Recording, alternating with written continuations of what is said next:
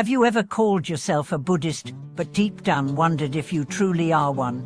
Do you burn incense, chant, attend talks, yet still feel disconnected, uncertain whether your path is genuine? Welcome back to the channel. Today, we are not just talking about religious practice. We are diving deep into the essence of faith, identity, and inner integrity. What makes someone a true Buddhist practitioner? And why do so many miss the mark, even when they believe they are doing everything right? It's easy to assume that outward rituals are enough. Light a stick of incense, bow 3 times, repeat a mantra, and check the box. But true spiritual cultivation goes far beyond appearances. Being a real disciple of the Buddha is not about how many sutras you can recite, how many mayas you own, or how often you attend temple. It's about the subtle, invisible qualities of your heart, your conduct, and your perception.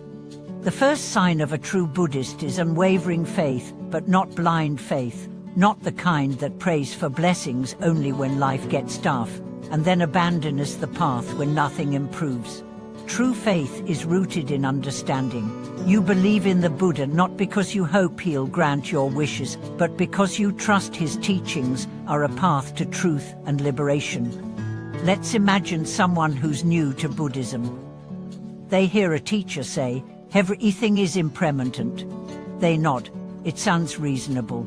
But when they lose their job, or face a breakup, or hear bad news, they fall apart.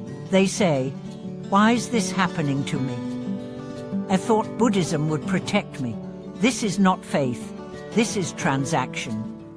Real faith isn't tested by comfort, it's proven in chaos. The one who trusts even when life is difficult, even when the path is unclear, is the one who has taken the first real step. The second sign is ethical discipline. Not rigid moralism, not judgment of others, but a sincere effort to live with integrity, avoiding harm, speaking truth, honoring commitments, respecting life. In Buddhist terms, this is the 5 precepts. No killing, no stealing, no sexual misconduct, no lying, no intoxicants. These aren't arbitrary rules, they are guidelines for protecting your mind from its own worst tendencies. If someone calls themselves Buddhist but cheats in business, gossips behind backers, or treats others with cruelty, no ritual will save them. You can chant all day and still accumulate karma if your actions contradict your intentions. But when someone truly respects the precepts, even imperfectly, they begin to radiate a different energy. You feel it in their presence. Calm, sincerity, compassion. That's what ethical discipline does. It purifies your field, and others sense it, even if they can't explain it. Third is generosity. A real practitioner doesn't hoard.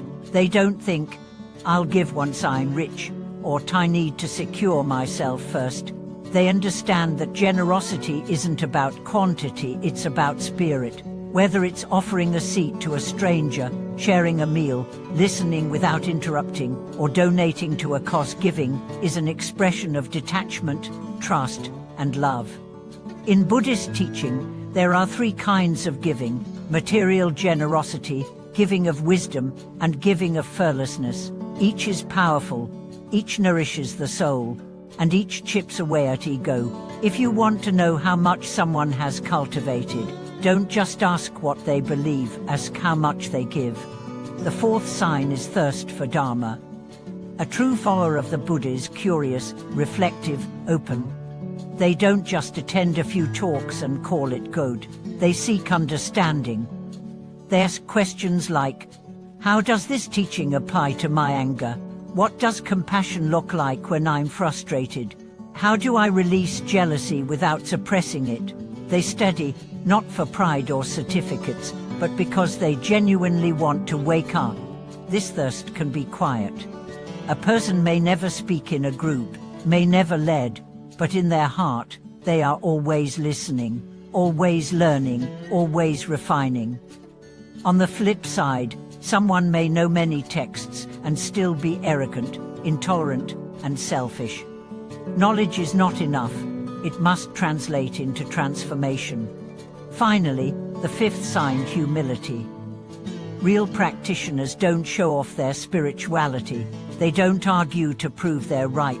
They don't act superior because they meditate or volunteer. The more deeply someone has walked the path, the softer they become. They smile more, judge less, apologize easily, celebrate others' growth. They don't need to be recognized because they're already whole inside. Humility is not weakness. It's the highest strength. It's the recognition that we are all students, all evolving, all struggling and learning in our own way. And it's the space where wisdom and compassion naturally arise. So, let's review these signs, not as checkboxes, but as mirrors. Ask yourself, do I stand firm in faith when life shakes me? Do I live with integrity, even when no one's watching? Do I give freely, even if it's just my presence? Do I hunger for wisdom, not validation? Do I walk gently, knowing I'm still growing? If yes, even imperfectly, you're on the path. One of the greatest misunderstandings about Buddhism is thinking it's only about sitting still or chanting. But in truth, it's about living fully, seeing clearly, loving deeply, letting go gracefully. A woman once told her teacher, "I want to be enlightened." He asked, "What have you done today for others?" She said, "Nothing. I've been studying." He smiled, "Then you've only fed your mind, not your soul." This journey isn't about spiritual performance. It's about alignment. Your words, your thoughts, your deeds, do they align with love, truth, and service? If they do, you are a disciple, whether or not anyone ever calls you that. Thank you for being part of this honest reflection. If this video helped you see your own path more clearly, leave a comment below. Which of these 5 signs do you resonate with most? Where do you feel challenged? What helps you return to your practice when you stray? And please, like, subscribe, and share this video with others who are sincerely walking the path. Let's grow together, not just in knowledge, but in heart. Thanks for watching this video.